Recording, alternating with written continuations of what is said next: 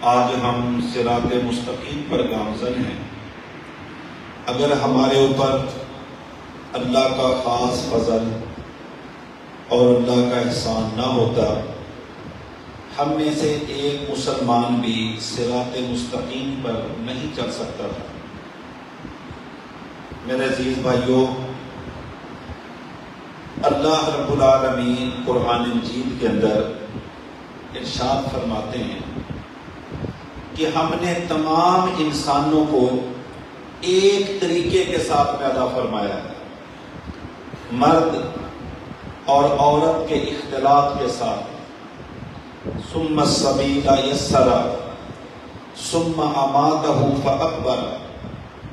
چاہے وہ امریکہ کا انسان ہو، یورپ کا انسان ہو، یا ایشیا کا یا جنوبی ایشیا کا انسان، وہ غریب ہو یا امیر ہو، اس کی پیدائش کا طریقہ کار پیٹرن ایک جیسا ہوتا ہے، اور نومولود بچہ، اس کے انداز، اس کے اطوار ساری انسانیت کے ایک جیسے ہوتے ہیں۔ اور جب وہ فوت ہوتا ہے، جب وہ مرتا ہے، جب اس کی ڈیتھ ہوتی ہے، تو پھر بھی اس کا بے جان ہونا پوری انسانیت میں ایک جیسا ہوتا ہے۔ میرے عزیز بھائیوں، جب بھی انسان کسی گھر میں، کسی خاندان میں پیدا ہوتا ہے، پیدا ہونے سے پہلے اللہ نے کسی انسان کے ساتھ کبھی مشورہ نہیں کیا کہ تو کس خاندان میں پیدا ہوگا، امیر خاندان میں جانا چاہتا ہے یا غریب خاندان میں جانا چاہتا ہے، تو جھونپڑے کے اندر رہنا چاہتا ہے یا محل کے اندر تو زیادہ خوش رہے گا، تو کس صحرا کے اندر رہے گا، بیابان کے اندر یا نخلستان کے اندر، تو کہاں رہنا چاہتا ہے؟ آج تک کوئی انسان یہ بول نہیں سکتا، دعویٰ نہیں کر سکتا کہ اس کو اللہ رب العالمین نے، اس کے خالق نے، اس کے کریٹر نے، اس کے مالک نے اس کے ساتھ کبھی یہ مشورہ کیا۔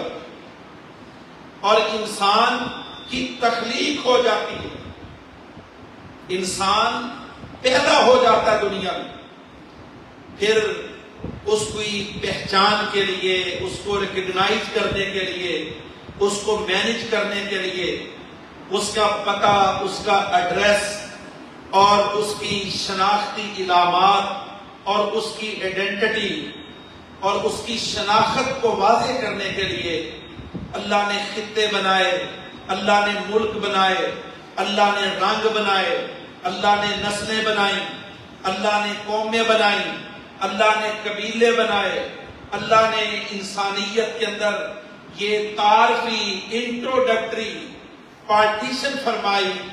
اس کا مقصد کیا تھا؟ لِتَعَارَفُوا، تاکہ آسانی کے ساتھ آپ اس کو ریکگنائز کر سکو، پہچان سکو کہ یہ ہے کون ہے، کہاں کا ہے۔ ایک چھوٹی سی بات کہنے کے ساتھ بہت ساری چیزیں سمجھ آ جائیں۔ یہ میرے محترم بھائیوں مقصد ہے، لیکن اللہ رب العالمین نے صاف طور پر فرما لیا، ان اکرمکم عند اللہ اتقاکم، تم میں سے سب سے بہترین، سپیریئر، اعلیٰ، عرفہ، قابل فخر، قابل ستائش اور قابل مغفرت کون ہے، قابل بخشش کون ہے؟ ان اکرمکم عند اللہ اتقاکم، جو اللہ کا تقوی زیادہ اختیار کرے گا۔ نجات کا انحصار، مغفرت کا انحصار رنگ کی بنیاد پر نہیں ہے، اس کا انحصار قوم کی بنیاد پر نہیں ہے، اس کا انحصار نسبت کی بنیاد پر نہیں ہے، نجات کا انحصار نسب کی بنیاد پر نہیں ہے، شہر کی بنیاد پر نہیں ہے، یا بر اعظم یا خطے کی بنیاد پر نہیں ہے، اس کا انحصار کسی کی قربت کی بنیاد پر نہیں ہے، کسی کے نیبرہڈ کی بنیاد پر نہیں ہے، بلکہ نجات، مغفرت، کامیابی اور کامرانی کا ڈیپینڈ جو ہے ان اکرمکم عند اللہ اتقاکم، اس بنیاد پر ہے کہ اللہ کے قریب یہ انسان کتنا زیادہ ہے، یہ اللہ کے نبی محمد صلی اللہ علیہ وسلم کو کتنا پہچانتا ہے،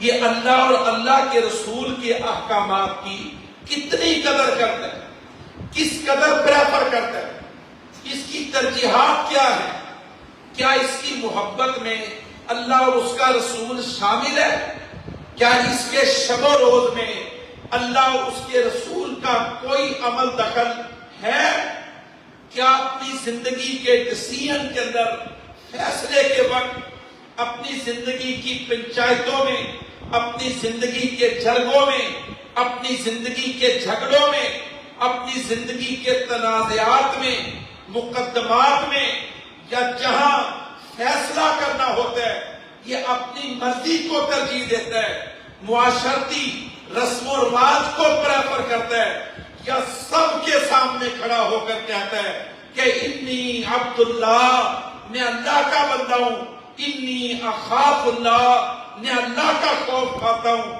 میں وہ بات کروں گا جو اللہ کی ہوگی، میں وہ حکم لاگو کروں گا جو اللہ کے نبی محمد کا ہوگا صلی اللہ علیہ وسلم۔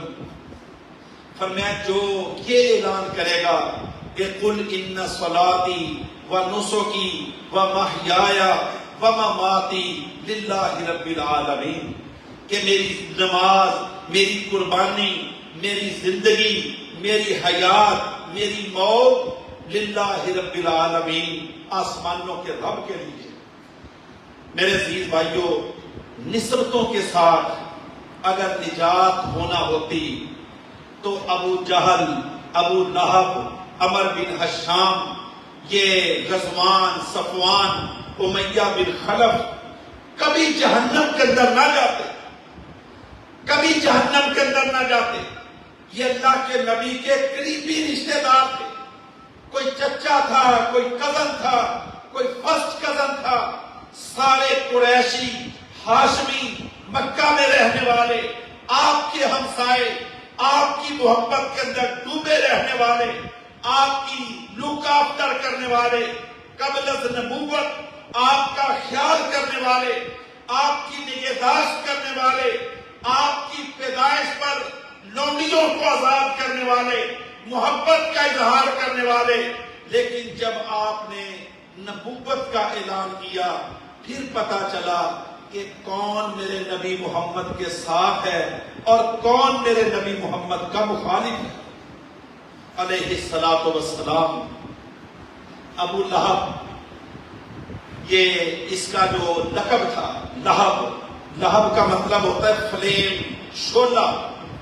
یہ شعلے کا، آگ کے شعلے کا جو فلیم اوپر والا حصہ ہوتا ہے، یہ انتہائی چمکدار پیلے اور سرخ رنگ کا حسین امتزاج ہوتا ہے، روشن ہوتا ہے بہت زیادہ، اور سب سے زیادہ حدت، شدت اور خوبصورتی اسی حصے کے اندر ہوتی ہے۔ ابو لہب کا رنگ اتنا خوبصورت، اتنا سفید اور اتنا سرخ رنگت، تمتماتا ہوا چہرہ، بڑا جسہ اور بڑا روشن چہرہ، لیکن نبی کا چچا بھی ہے، رشتہ دار بھی ہے، ہاشمی بھی ہے، قریشی بھی ہے، نسبت بھی بہت زیادہ ہے، لیکن ایمان کو قبول نہیں کیا، ایمان لے کر نہیں آیا، اللہ کے نبی کا کلمہ نہیں پڑھا۔ فرمایا تبت یدا ابی لہب وتب، اللہ نے قیامت تک کے لیے اس پر، اس کی بیوی پر، اس کے بچوں پر قیامت تک کے لیے لعنت فرمائی تھی۔ میرے محترم بھائیوں، نسبتوں سے کام نہیں چلتا۔ عمر بن حشام، ابو جہل، یہ نام بڑا مشہور ہے۔ ابو جہل، اس کا نام اسلام نے رکھا تھا۔ ابو جہل، جاہلیت والا، انتہائی اکھڑ مزاج اور تو تند خو، انتہائی بکنے والا، بکواسات کرنے والا، سبقت اللسانی کرنے والا، گالی گلوچ کرنے والا، طعن و تشنیع دینے والا، حماز مشاء بنمیم مناع للخیر معتد اثیم عتل بعد ذلك زنیم ان کان ذا مال و بنین اذا تتلی علیہ آیاتنا قالوا اساطیر الاولین، گالیاں دینے والا، چگلی کھانے والا، پروپیگنڈے کرنے والا، نبی سے دشمنی رکھنے والا، عداوت کرنے والا، بغاوت کو بھڑکانے والا، نبی پر پابندیاں لگانے والا، لیکن اس کی بنیاد پر اس کا نام ابو جہل رکھا اور اس کا نام عمر بن حشام اس کا نام، اللہ کے نبی کا چچا، اللہ اکبر، بہت بڑے جسم والا، بہت بڑے جسے والا، یہ اتنا جوان تھا بے ایمان کہ بدر کے اندر جب گھوڑے پر بیٹھ کر آیا تو معاذ اور معوذ نے، جو ٹین ایجر 13-14 سال کے دو بھائیوں نے اس کے اوپر حملہ کرنے کی کوشش کی، اس کا گھوڑا اتنا اونچا تھا اور گھوڑے کے اوپر اس کا جسم اتنا بلند تھا کہ وہ دو بچے بڑی مشکل کے ساتھ اس کی ٹانگوں پر وار کرنے کے قابل ہو سکے، اس کی ٹانگ تک ایکسس کر سکے، اپروچ کر سکے، اور ایک نے دائیں ٹانگ کاٹی، ایک نے بائیں ٹانگ پر وار کیا، اللہ نے اس وار کو کاری کیا اور یہ لڑکھڑا کر بلیڈنگ زیادہ ہونے کی وجہ سے، نکاہت کی وجہ سے یہ اللہ اکبر گھوڑے سے پھر نیچے گرا۔ اس سے معلوم ہوتا ہے کہ اس کا جسم بہت بڑا تھا، اور ایک دو روایات ایسی بھی آتی ہے کہ یہ اتنا جوان تھا، اگر یہ دونوں ٹانگیں کھول کے کھڑا ہوتا تو اس کی ٹانگوں کے نیچے سے چھوٹے قد کا گھوڑا گزر جاتا، اتنی جوان قامت والا۔ لیکن میرے محترم بھائیوں، بتاؤ ان ساری چیزوں کا کیا اس کی آخرت کو کوئی فائدہ مل سکے؟ کوئی فائدہ نہیں ملا۔ ان کے برعکس حضرت عبداللہ ابن مسعود رضی اللہ تعالیٰ عنہ، یہ چھوٹے سے قد کے، انتہائی چھوٹا بدن رکھنے والے، دھاگے کی طرح پتلی پنڈلیاں رکھنے والے، چھوٹا قد قامت رکھنے والے، ایک دن درخت کے اوپر چڑھے، صحابہ اکرام نے دیکھ کر مسکرانا شروع کر دیا۔ پیغمبر نے دیکھا کہ یہ صحابہ میرے ساتھی عبداللہ ابن مسعود کا مذاق کر رہے ہیں یا اس کی دھاگے کی طرح پتلی پنڈلیوں پر مسکرا رہے ہیں۔ آپ نے صحابہ کی طرف متوجہ ہو کر کہا، میرے ساتھیوں خبردار، اس پر مسکراؤ نہیں، اس پر ہنسو نہیں۔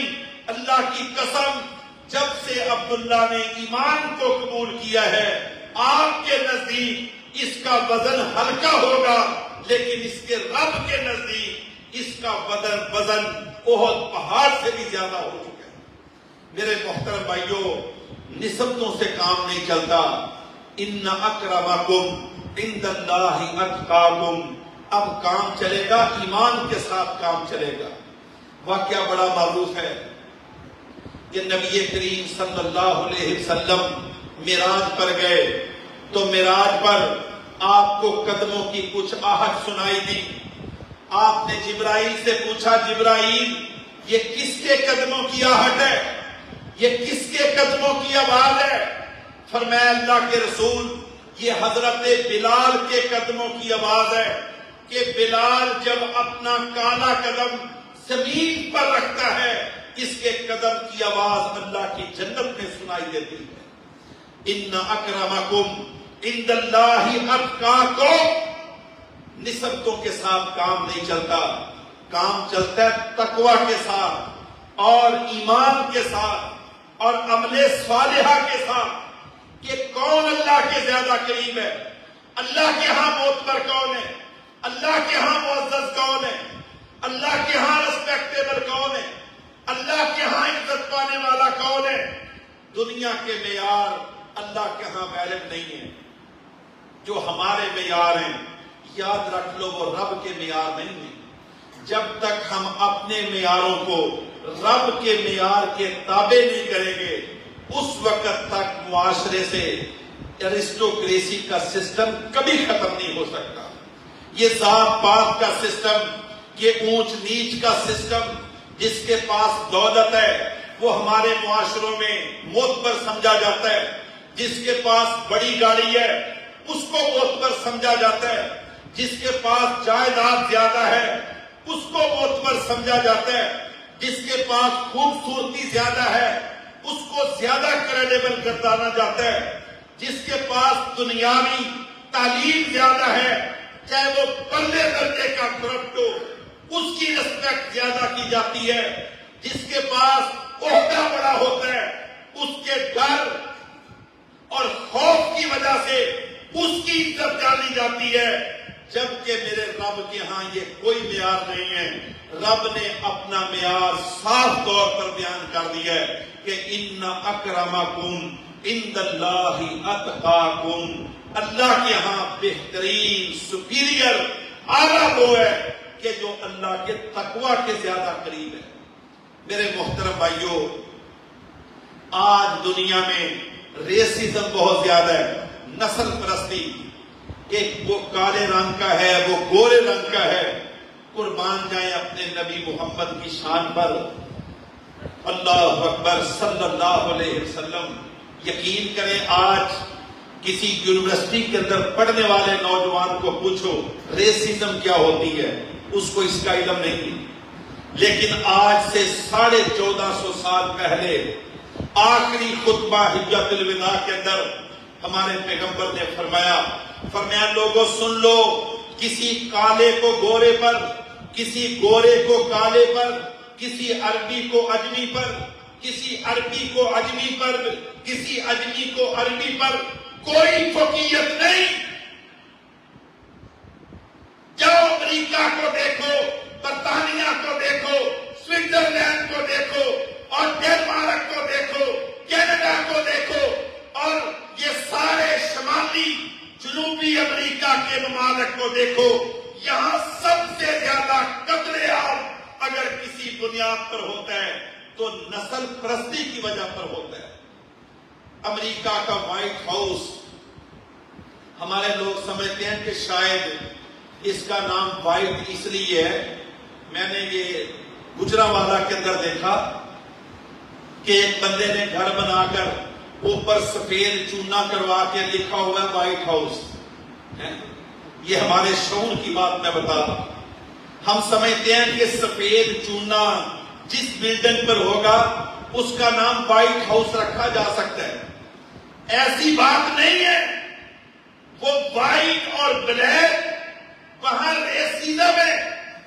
امریکیوں نے وائٹ ہاؤس کا نام وائٹ ہاؤس اس لیے رکھا ہوا ہے کہ اس وائٹ ہاؤس کے اندر جو بھی صدر بن کر آئے گا وہ نسلی لحاظ سے گورا ہوگا، گورا، کالا نہیں ہوگا.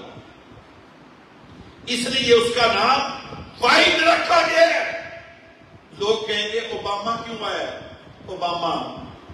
اوباما تو بلیک تھا، وہ کیوں آیا؟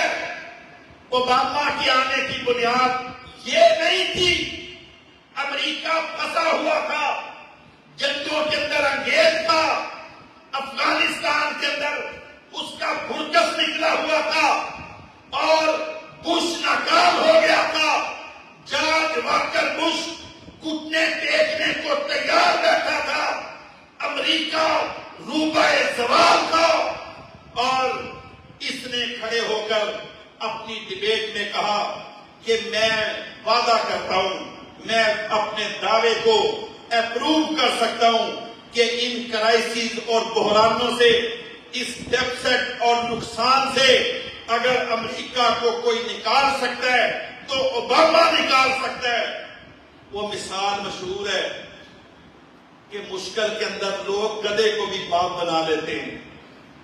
مشکل میں لوگ گدھوں کو بھی باپ بنا لیتے ہیں. پھر امریکہ نے اپنے قانون کے اندر امینڈمنٹ کی، تبدیلی کی، ترمیم لائی گئی کہ ٹھیک ہے امریکہ کو اس وقت مشکل درپیش ہے، اگر کوئی کالا امریکہ کو بچا سکتا ہے تو ہم کالے کو لانے کو بھی تیار ہیں۔ آپ کو پتہ ہے 20 لاکھ امریکیوں نے اس کا جشن منایا کہ ہمیں اوباما بچائے گا، کالا بچائے گا اور یہ کالی نسل والا بچائے گا۔ پھر وہاں اوباما آیا، ورنہ امریکہ کے قانون کے اندر، وائٹ ہاؤس کے اندر کوئی کالا پریزیڈنٹ داخل ہو ہی نہیں سکتا۔ یہ دنیا میں برابری کی بات کرنے والے، مساوات کی بات کرنے والے، تحمل کی بات کرنے والے، یہ ان کا اصلی چہرہ دیکھو، کتنا خوفناک، کتنا بھیانک۔ اور امریکہ نے کالے اور گورے آج بھی ایک دوسرے کے دشمن سمجھے جاتے ہیں، ایک دوسرے کو قتل کرنے والے، چوری کرنے والے، ڈکیتیاں کرنے والے اور نوکریاں دیتے ہوئے دیکھا جاتا ہے۔ اگر اس کی جگہ پر کوئی گورا موجود ہے تو وائٹ کو نوکری دی جائے گی، وائٹ کو کموڈیٹ کیا جائے گا اور کالے کو سیکنڈری رکھا جائے گا۔ اس کو ریسزم کہتے ہیں، نسل پرستی کہتے ہیں۔ میرے محترم بھائیو، ہمارے نبی محمد صلی اللہ علیہ وسلم نے اس چیز کا خاتمہ فرما دیا۔ اللہ اکبر۔ جناب عمر 22 لاکھ مربع میل کے حکمران ہیں، بڑا جاہو جلال ہے، بڑا روب دبدبا، اتنا روب اور دبدبا تھا کہ حضرت عباس رضی اللہ تعالیٰ عنہ نبی کریم کے چچا کہتے ہیں میں نے عمر سے ایک مشورہ کرنا تھا، لیکن کہتے ہیں ان کا جاہو جلال، ان کا روب، ایمان کا دبدبا اتنا زیادہ تھا کہ میں 1 سال تک سوچ و بچار کرتا رہا کہ عمر سے یہ بات کروں کہ نہ کروں۔ اللہ اکبر۔ عمر اندر بیٹھے ہیں، کام کر رہے ہیں، باہر دستک ہوئی، جو خادم تھا پیغام لے کر آیا کہ یا سیدی یا امیر المومنین۔ ابو سفیان آیا، ابو سفیان مکہ کا سردار، مسلمان، مومن، اللہ کے نبی کا رشتہ دار، فتح مکہ کے وقت ایمان کو قبول کرنے والے ابو سفیان آئے۔ جناب عمر نے اپنا کام روٹین کے ساتھ جاری رکھا، لکھ رہے تھے یا کسی کی بات کر رہے تھے یا کوئی ہیرنگ ہو رہی تھی، اپنے کام کو جاری رکھا، کوئی دائیں بائیں نہیں دیکھا، یعنی کہ انتظار کرو۔ اتنے میں خادم آیا، کہتا ہے یا امیر المومنین، بلال حبشی آئے ہیں ملاقات کے لیے۔ بلال آیا، بلال، کیا اللہ کی قسم البدایہ والنہایہ کو پڑھو، سواد عمری کو پڑھو۔ خادم کہتے ہیں کہ امیر المومنین نے جوتا بھی نہیں پہنا، چادر بھی نہیں سنبھالی، آدھی چادر زمین پر گھسٹ رہی ہے، آدھی چادر ہاتھ سے پکڑی ہوئی ہے۔ جناب عمر دروازے کی طرف جا رہے ہیں اور منہ سے کہہ رہے ہیں یا سیدی، یا سیدی، یا سیدی، اے میرے سردار، اے میرے سردار۔ یہ ان اکرمکم عند اللہ اتقاکم۔ ابو سفیان غصے ہو گئے رضی اللہ تعالیٰ عنہ، فطری طور پر ان کا حق بنتا ہے۔ جناب عمر نے سمجھ لیا کہ سردار ابو سفیان رضی اللہ تعالیٰ عنہ انہوں نے محسوس کیا ہے۔ فرمایا ابو سفیان پریشان نہ ہو، یہ وہ بلال ہے جس کے اوپر تو بھی ظلم کرتا تھا، میں بھی ظلم کرتا تھا، تو بھی اس کو پتھر مارتا تھا، میں بھی اس کو تکلیفیں دیتا تھا، لیکن ہم سب کے ظلموں کی موجودگی کے اندر یہ کہتا تھا اللہ احد، اللہ احد، یا سیدی۔ جناب عمر بلال حبشی، غلام ابن غلام ابن غلام ابن غلام، ان کو کہہ رہے ہیں یا سیدی، اے میرے سردار. یہ اسلامک سوسائٹی تھی، یہ اسلامی معاشرہ تھا، یہ ہمارا میٹیریلزم والا معاشرہ نہیں تھا جہاں دین آج سیکنڈری ہو چکا ہے، دین آج ثانوی حیثیت اختیار کر چکا ہے. میرے محترم بھائیوں، دوبارہ ہمیں اپنی اصلیت کی طرف، اپنی حیثیت کی طرف اور اسلام کی طرف، دین کی طرف انشاءاللہ ہمیں لوٹنا پڑے گا تاکہ معاشرے میں امن، آشتی اور عدل کا نظام قائم کیا جا سکے. ان اکرمکم عند اللہ اتقاکم، اور اللہ کے قرب کو پریفر کیا جا سکے، تقوی کو پروموٹ کیا جا سکے، تقوی کو انکریج کیا جا سکے، پرہیزگاری کو پھیلایا جا سکے، اور ایسے معاشرے کو بلڈ اپ کرنا یہ اس وقت ہوگا جب ہم سب اس کے اندر اپنا کردار ادا کریں گے. وما علینا الا البلاغ المبین.